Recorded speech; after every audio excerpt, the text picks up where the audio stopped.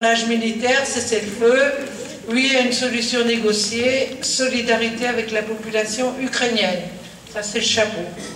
Au-delà de la première urgence que constitue le développement d'une aide humanitaire d'urgence en faveur de la population ukrainienne et un accueil inconditionnel et non discriminatoire de tous et toutes les réfugiés, pas que les Ukrainiens, voilà. Non, j'ai pas fini. Le mouvement demande instamment que la France soit porteuse sur le plan international d'une proposition de paix pouvant s'articuler comme suit. Premièrement, obtenir un cessez-le-feu et l'arrêt de l'agression russe.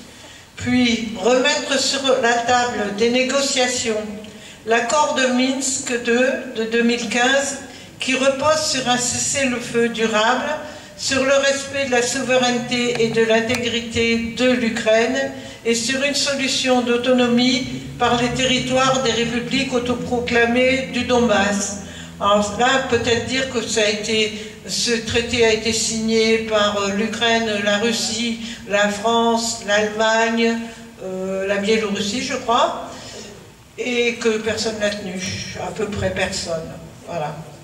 Pour que cette option multilatérale, alors validée par l'ONU et l'OSCE, par la Russie et l'Ukraine notamment, puisse s'imposer et contribuer à une solution politique globale, il est nécessaire que l'Ukraine obtienne un statut de sécurité collective, d'indépendance et de neutralité qui soit lui-même garanti par l'ONU et en particulier par le Conseil de sécurité des Nations Unies. Ça, c'est une proposition du mouvement d'appel.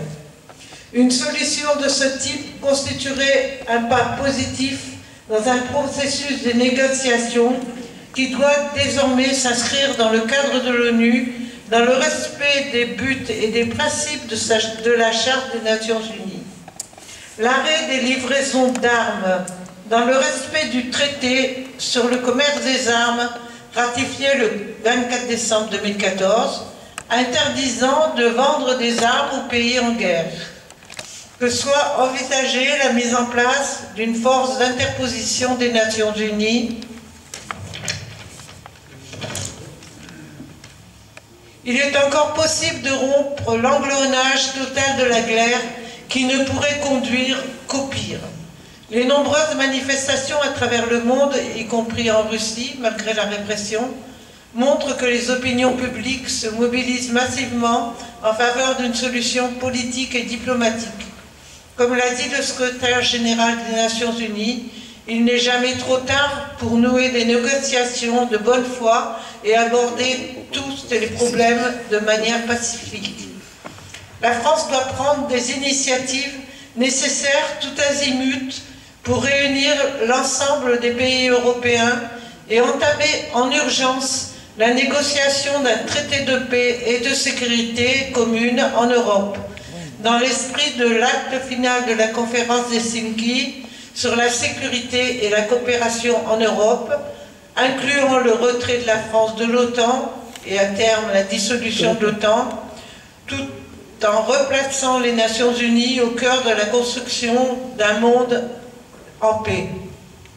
Le mouvement de la paix réaffirme avec insistance la nécessité d'une réduction des dépenses d'armement qui ont doublé en 20 ans au plan mondial, de la mise en œuvre des traités d'interdiction des armes nucléaires, le TIAN, qui est entré en vigueur en janvier 2021, accumuler plus d'armes, élargir l'OTAN, maintenir et moderniser l'arme atomique, c'est la voie de l'insécurité pour les Ukrainiens comme pour les peuples. C'est une dérive suicidaire qu'il faut stopper. Il faut mettre en œuvre la Charte des Nations Unies et les résolutions de l'ONU sur la culture de la paix et sur les ODD, c'est-à-dire les objectifs de développement durable. Le mouvement de la paix appelle au développement d'une solidarité matérielle en faveur du peuple ukrainien.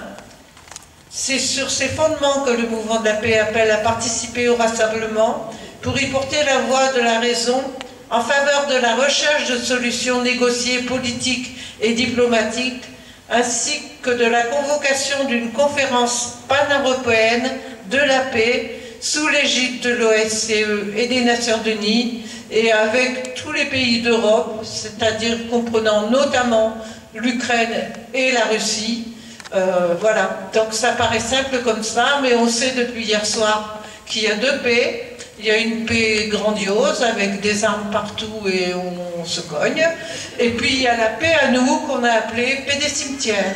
Voilà, merci.